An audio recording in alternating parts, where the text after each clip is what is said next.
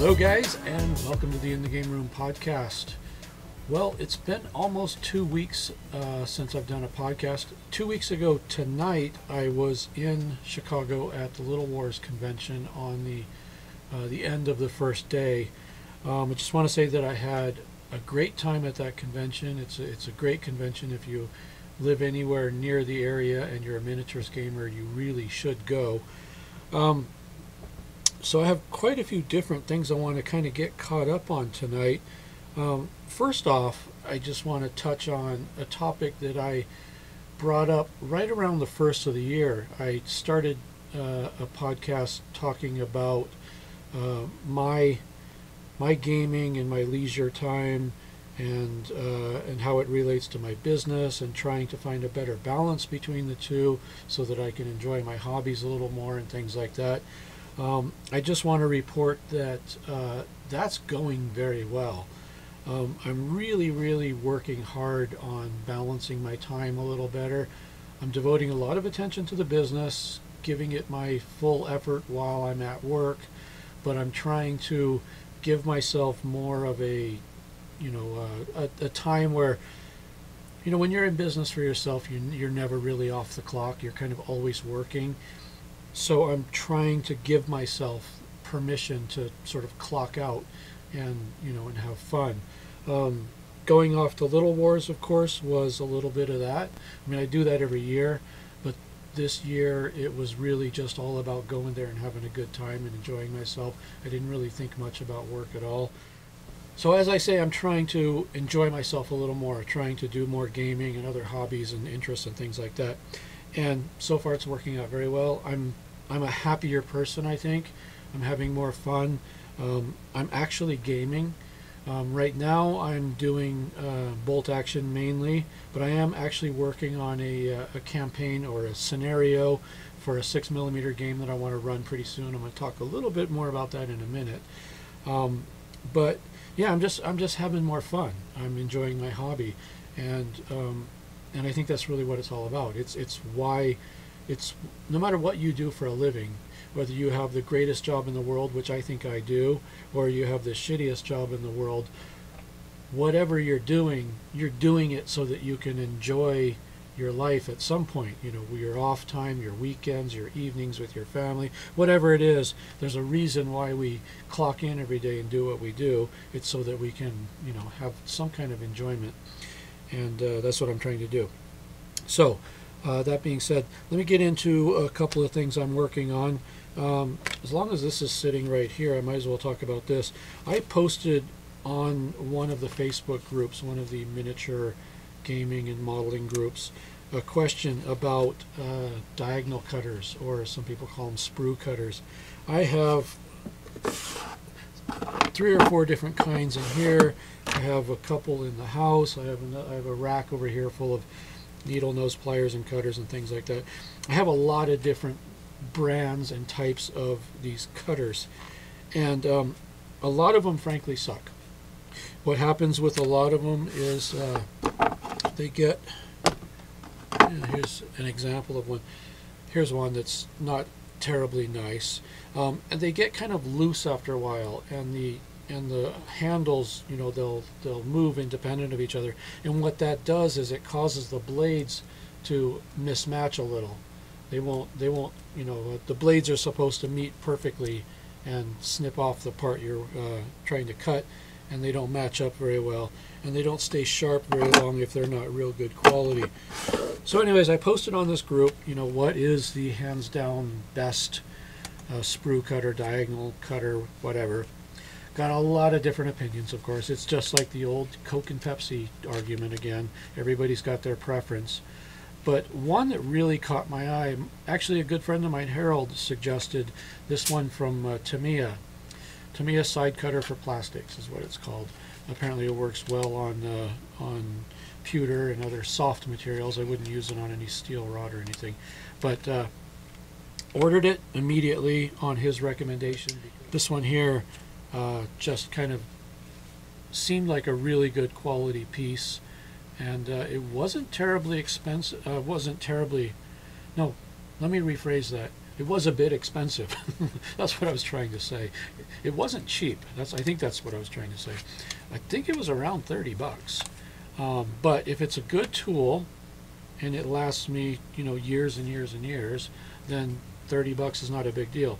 So I ordered it on Amazon. It came a couple of days ago, and I have not opened it up yet. So let's just see here. In case you're interested, it is from Tamiya Craft Tools. It's called the Sharp Pointed Side Cutter for Plastics. Has some numbers and whatnot. I'll see if I can post those.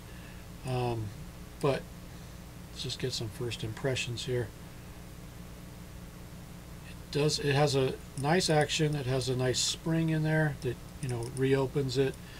One of the things I like about it is that it's very thin in this direction, so it can get into very tight spaces, I think, which is something that's very important when you're cutting small parts off a sprue. So let me just see here. And it works exactly as advertised. So I'll need to use it a little bit to see for sure how I feel about it, but generally the first impression is that it seems very well made. Doesn't have any slop in the handles. They're not moving independent of each other this way. Seems smooth. I might put a drop of oil on it maybe. No, it's already loosening up nicely. Got a nice spring in there. Seems very sharp. Very nice grinding here for the sharpening. So looks like this is going to be a keeper. I'll put this to use and see how it works. Some of the things I'm working on right now, I can't show you right now because it's way too huge. But about a month or so ago, I did a podcast about a game mat that I was working on. It was for 6mm gaming. Oh, by the way, that snapping sound you probably hear is the bug zapper. So that's what that is. Anyway, so I'm working on this game mat. It has an airport, and I had it printed on vinyl, which I thought was a really great idea, and it was a really great idea because the quality of the printing came out really nice, like photographic style. It looked really good on my game table.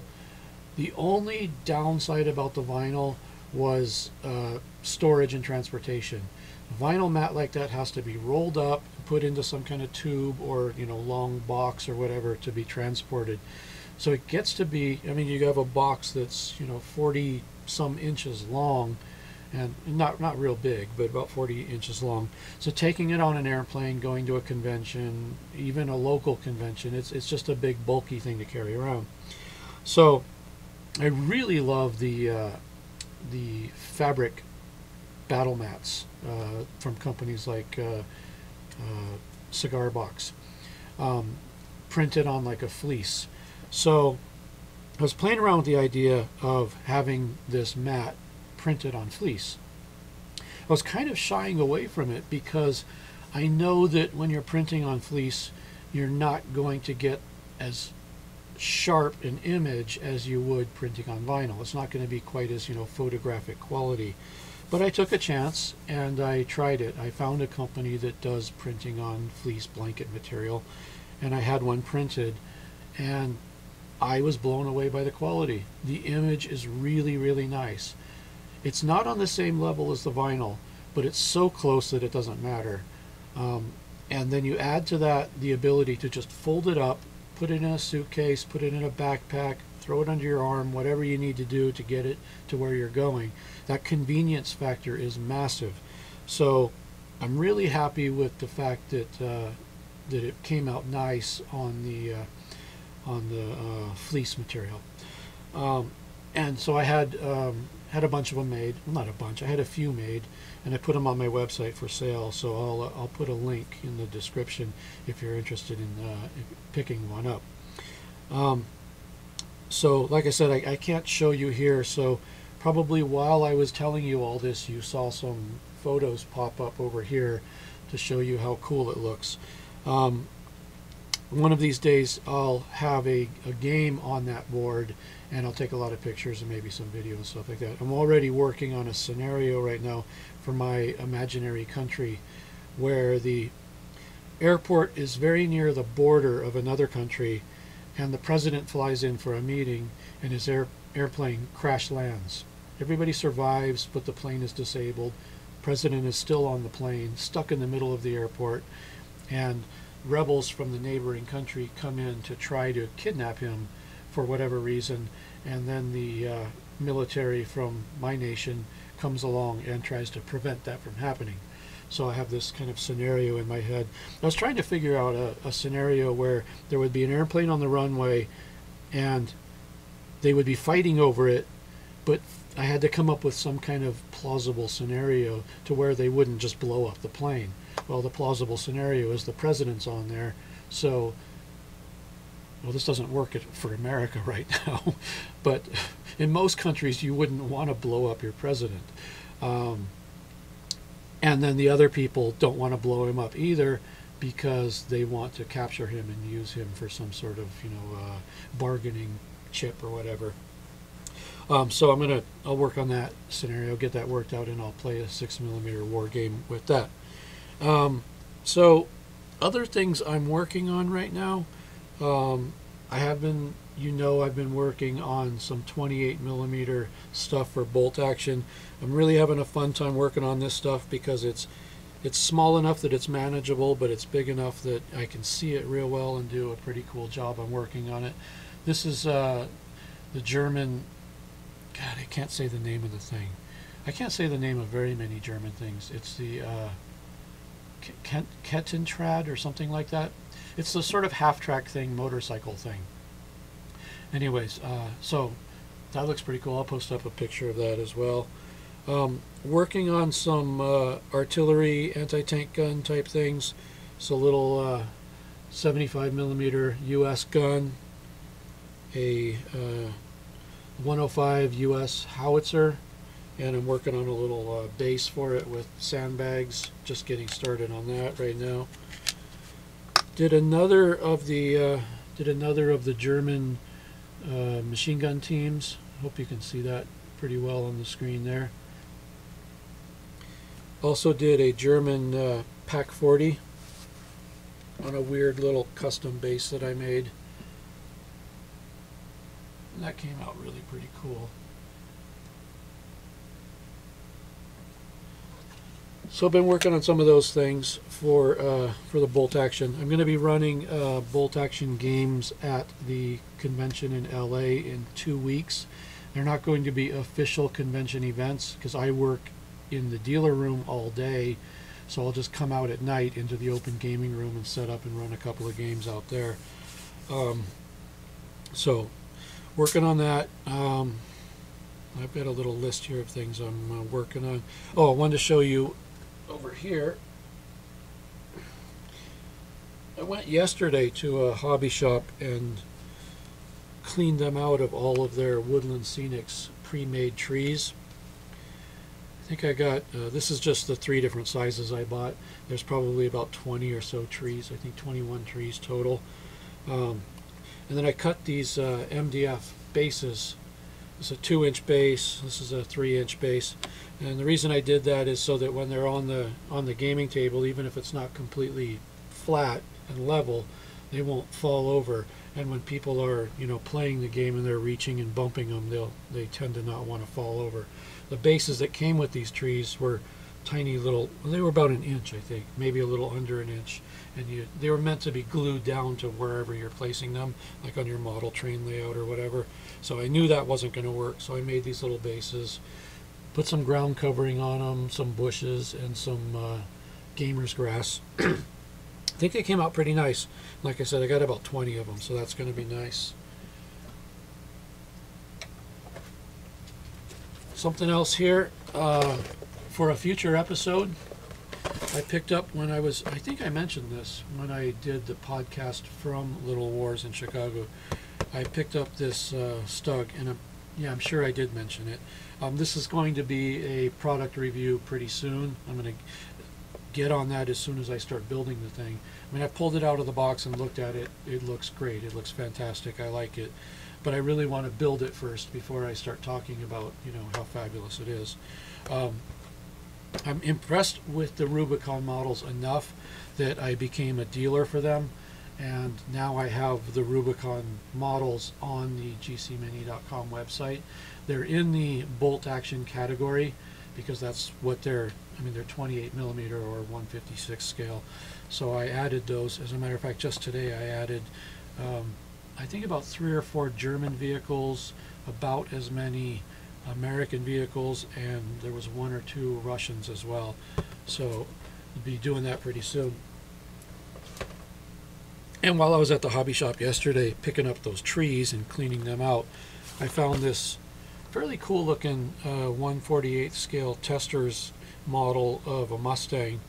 I have no trouble building and painting my own models, but having this already painted and just sort of snapped together kind of caught my attention, because I can just put it together real quick, shoot it with a clear flat, put a little weathering on it, and I think it's going to look pretty cool. You know, it's just a game piece, so you know, I think it's going to look good enough just the way it is. So I'm going to put that together here, or snap it together in the next couple of days and work on that. Let's see, let me look at my list here. Working on a 28 millimeter ruined church building. If I could probably get that for you and show it to you. This is another project that I'm working on for myself because I want one, but also for my company. I'm going to be offering it. Actually, it's already offered for sale. I just haven't finished one yet and painted it to put on the site. But let me get up and get that for you, and I'll show it to you right now.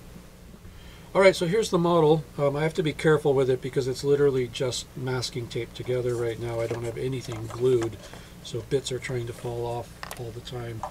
But as you can see, this should give you a pretty good idea of what it's going to look like. It's a ruined church or cathedral or whatever you want to call it.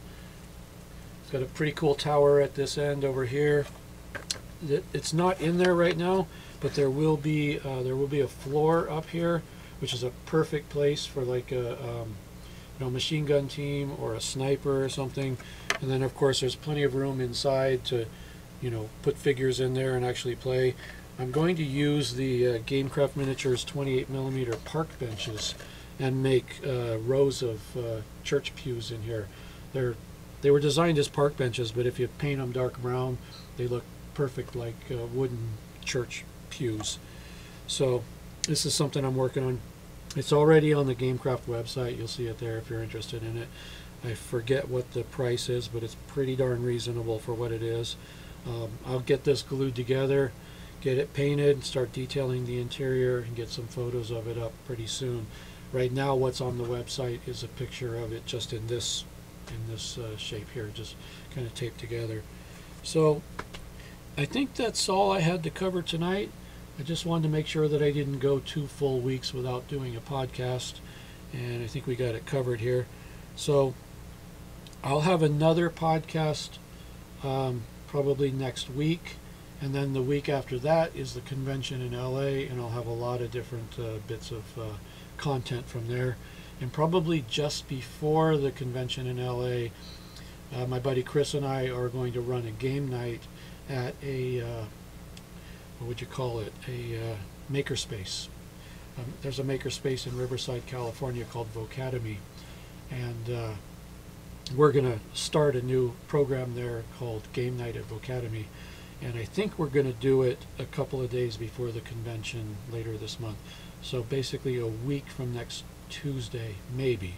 It's still up in the air, but we're working on finalizing that right now.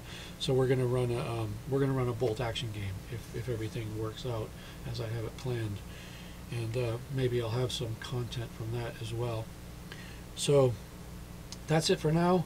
I think I covered everything I need to tonight, and I will talk to you guys again real soon. Keep on gaming.